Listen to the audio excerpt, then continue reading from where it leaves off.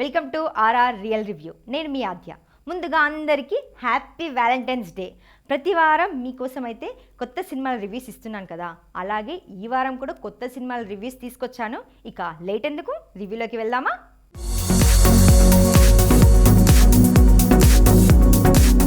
ఈ మధ్య జనరల్గా మనకి బయట కనిపించే లవ్ స్టోరీస్ని తీస్తున్నారు దర్శకులు. అంటే దానిలో ఉండే స్టోరీ కానీ, ఆ స్టోరీలో క్యారెక్టర్స్ కానీ, ఇంకా వాళ్ళ మధ్య వచ్చే మాటలు, వాళ్ళు తిరిగే లొకేషన్స్, అలా అన్నీ న్యాచురల్గా కనిపిస్తాయి. అసలు సినిమా చూస్తున్నామా అన్న ఫీలింగే రాదు. ఏదో మన ఫ్రెండ్స్తో ఉంటే కపుల్స్ని చూస్తున్నట్టే అనిపిస్తుంది. అలాంటి నెక్స్ట్ డోర్ మూవీనే కపుల్ ఫ్రెండ్లీ. ఇది రిలీజ్ అయిన మొదటి రోజే ఆడియన్స్ని అట్రాక్ట్ చేస్తుంది. ఈ స్టోరీని చాలా సింపుల్గా అల్లుకున్నాడు దర్శకుడు అశ్విన్ చంద్రశేఖర్. ప్రేమ అనేది కేవలం నీడ్ కాదు, అదొక షేరింగ్ అని మెసేజ్ ఇచ్చాడు. ప్రేమించినంత ఈజీగా పెళ్లి చేసుకోలేమని, దానికోసం యూత్ చాలా ట్రై చేయాల్సి వస్తుందని ప్రాక్టికల్గా చూపించాడు. ఉద్యోగం కోసం తిరిగే సంతోష్ శోభన్ అనుకోకుండా మానస వారణాసిని కలుస్తాడు. ఇద్దరూ లివింగ్ టుగెదర్లో ఉంటూనే ఎదగడానికి ట్రై చేస్తుంటారు. కానీ ఒక్క పాయింట్ దగ్గర వాళ్ళు ఆగిపోతారు. కలిసి బతకలేరు. అలాగని పెళ్లి చేసుకోవడం కుదరదు.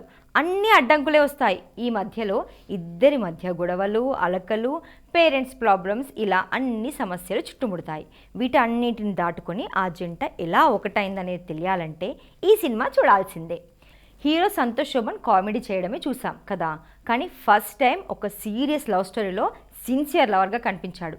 చాలా న్యాచురల్గా యాక్టింగ్ చేశాడు.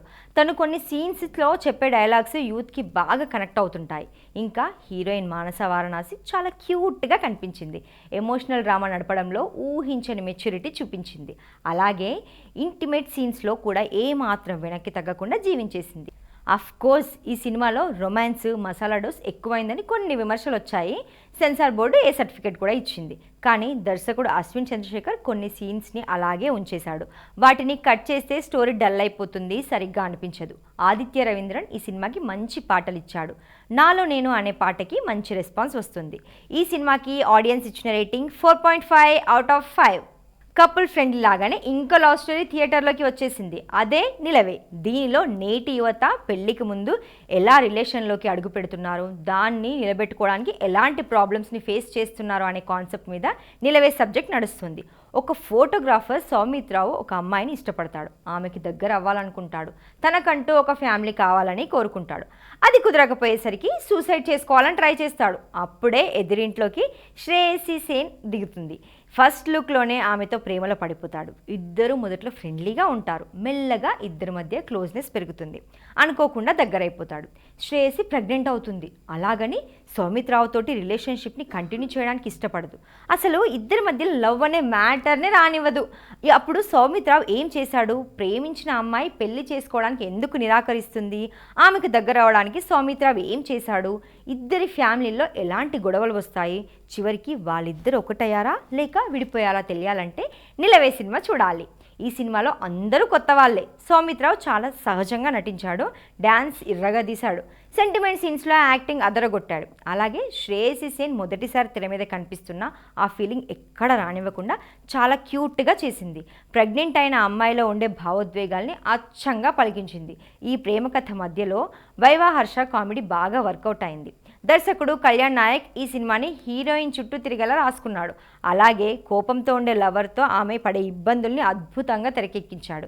ఇద్దరి మధ్య వచ్చే ఎమోషనల్ సీన్స్ మనసుని తగిలేలా డిజైన్ చేశాడు. అందుకేనేమో ఈ సినిమా చూస్తున్నప్పుడు తెలియకుండానే అర్జున్ రెడ్డి సినిమా గుర్తొస్తుంది. మితిమీరిన కోపం జీవితాల్ని ఎంతగా ప్రభావితం చేస్తుందో క్లియర్గా కనిపిస్తుంది.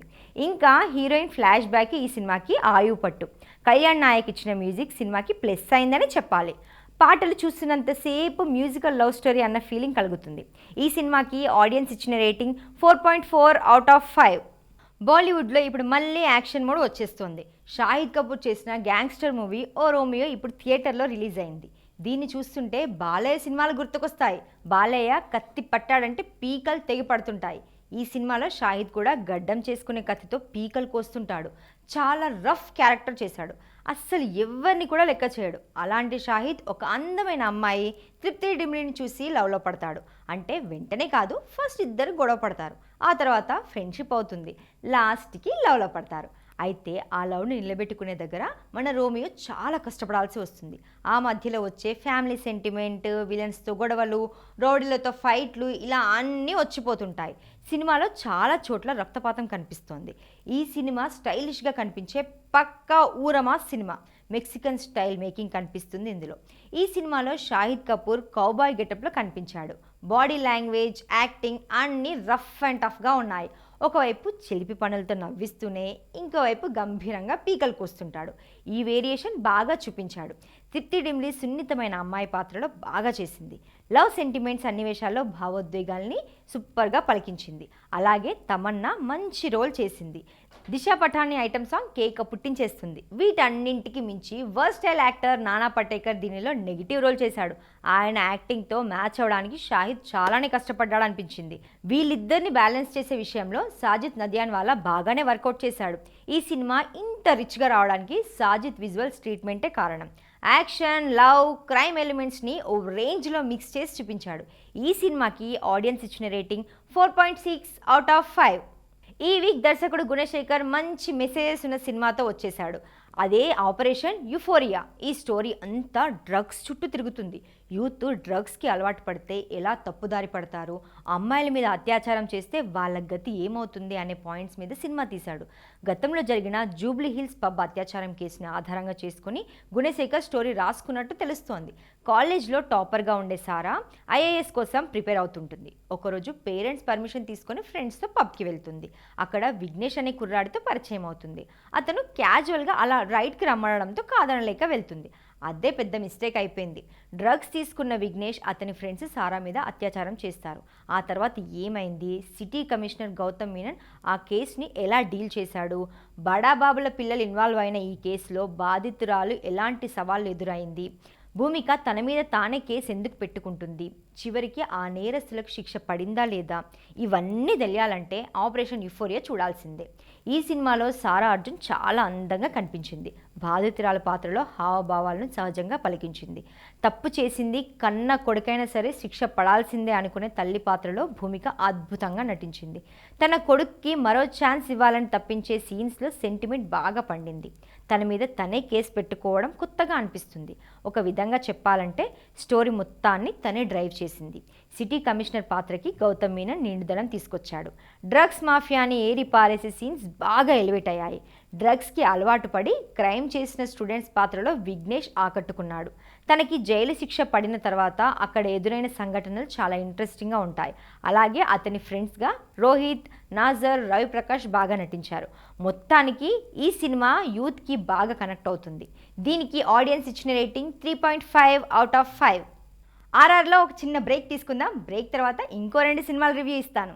జాతిరత్నాలతో నవ్వించిన దర్శకుడు అనుదీప్ ఇప్పుడు ఫంకీ మూవీతో మళ్ళీ నవ్వించడానికి వచ్చేశాడు. లైలా ఫ్లాప్ తర్వాత హిట్ కోసం ఎదురు చూసిన విశ్వక్సేన్ దీనిలో ఫైర్ మీద నటించాడు. పంచు డైలాగులతో నవ్వించడానికి ట్రై చేశాడు. సినిమా కథ సింపుల్గానే ఉంటుంది, కానీ ప్రతి సన్నివేశంలో పంచు డైలాగులు పేలుతుంటాయి. జబర్దస్త్ కామెడీ షో గుర్తుకొస్తుంది.